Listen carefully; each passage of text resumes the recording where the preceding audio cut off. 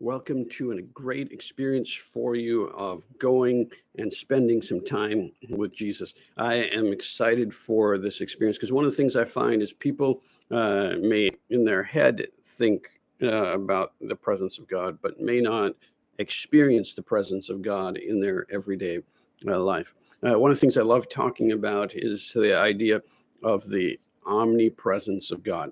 Now, if you study your Bible, you could even go to a bunch of colleges. They'll talk about the omnipresence of God, which means that God is present all the time. And I'm sure I've talked about this in previous videos because I just love this reality. It means that God is present whether you feel him or not. Let me illustrate this. I got here this thing here for you. And if I were to throw it, it's going to come down. It's going to come down. I'm trying to be a little sneaky about that because there's an animal that really loves this. But as long as I keep throwing this, it's going to come down because of the law of gravity. It's a reality, whether I like it or not, whether it's, if I go try to walk off a cliff, gravity's going to work. If I try to Dukes Hazard my car, the gravity's going to work. It's just the nature of the law. The same is true of the presence of omnipresence of God. God is present whether we feel him or not. One of my favorite passages to talk about is Elisha, where he is surrounded by an army and his servant sees it and freaks out. And Elisha's like, calm, and he prays, God, open his eyes that he would see. Open his eyes that he would see. And as he prays that, the servant sees the armies of God all around. They were there already. Elisha's servant just didn't see it. The same is true of our experience of the presence of God. He's there whether we feel him or not. He's there whether we see him or not. Maybe in the chaos of all that's going on around you, you don't feel him because there's just so much happening around. But if you just take a moment, it can change, it can transform your life. And so one of my friends, Tim Enlow, talks about this idea of a flying a kite as a metaphor for the presence of God. I love what he's talking about. Because have you ever flown a kite? If you've flown a kite, I have not very well, but I have flown a kite. When my daughter wanted to fly a kite, we took her out in the field, and at first it's kind of that bumpy, almost like you're dragging the kite along, and it feels this awkward boom, boom, boom, boom as it goes along the ground almost. And then you catch a little wind and it starts to get off the ground, and maybe there's some false starts, and it really is kind of that difficult moment but then you start to get some wind.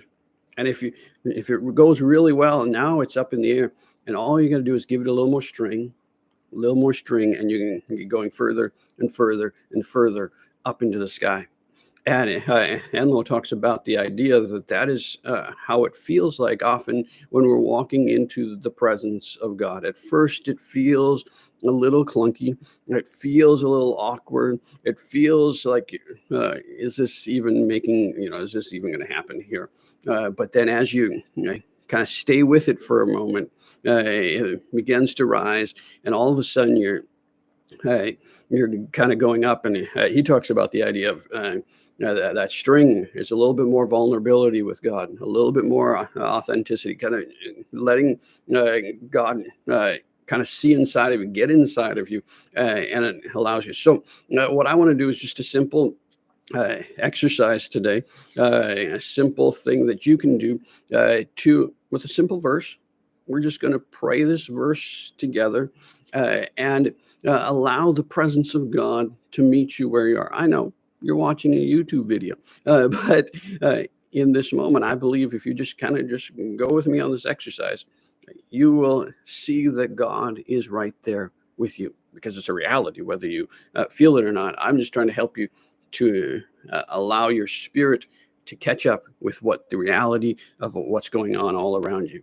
And it's a simple verse found in Revelation 3:20. You don't need to go there. You can look it up later. You can study it all that you want. But this is just I want to give you a mental picture, kind of let the kite.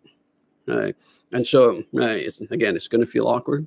You were watching a video, maybe you're in a room with some people. You want to get out of the room so you can do this, and I'll let you walk here. And as you go to another place where you can just be by yourself for just a few minutes, and it may feel clunky at first.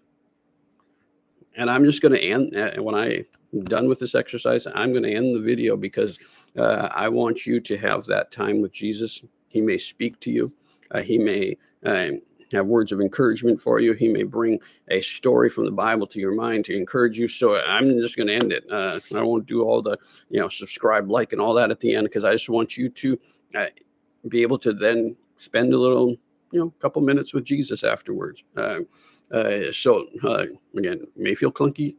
Let's let the kite, and let's see if you can meet with God right now. Lord, in the next few moments, I pray that my friend would just experience you, would see you for who you are, that you like to spend time with them, that they would enjoy your company.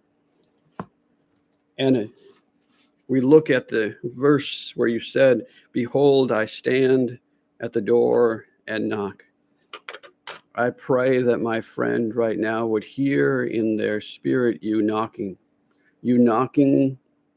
on the door of their life. Maybe in their mind they can hear the knocking of the door, saying, "I just want to come in and be with you, spend some time with you," and it's knocking and knocking.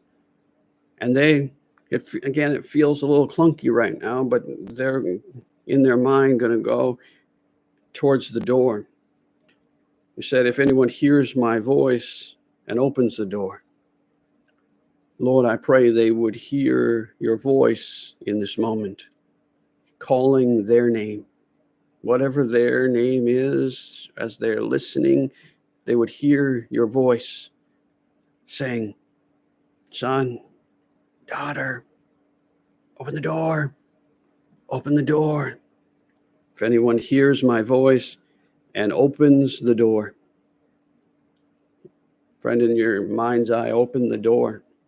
Open the door and let Jesus come in.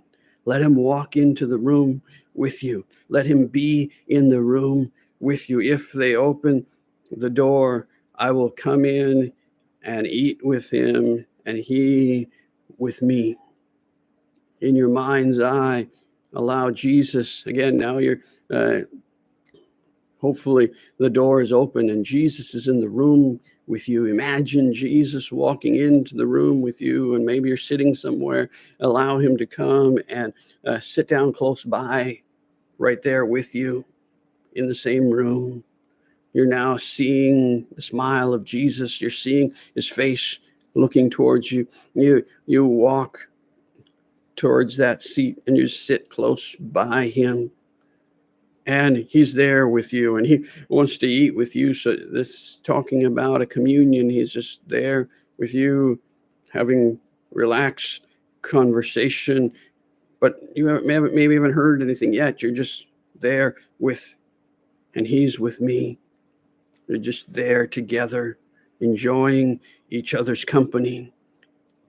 And in a moment, I'm going to turn this off, and you're just going to be with him. And as he's there with you again, maybe he'll bring a thing to your mind, as said earlier, maybe letting a little more string out, as being a little more vulnerable. Maybe just take a moment and share the things that are going on in your heart. Take a moment and share what's on the inside. Take a moment and say, "God, I want to experience you more in my everyday life. Would you help me? Would you get my eyes open to see you in everyday experiences?" And take that moment to be with him. So Lord, now I pray as my friend spends time with you, I pray that they would hear your voice. They would hear your heart. They would be drawn near to you. They would enjoy your company. Speak to them. Speak words of life, speak words of hope, speak words of change. Lord, whatever you want to speak to them, I pray that in the next few moments as they just sit there, you're there with them.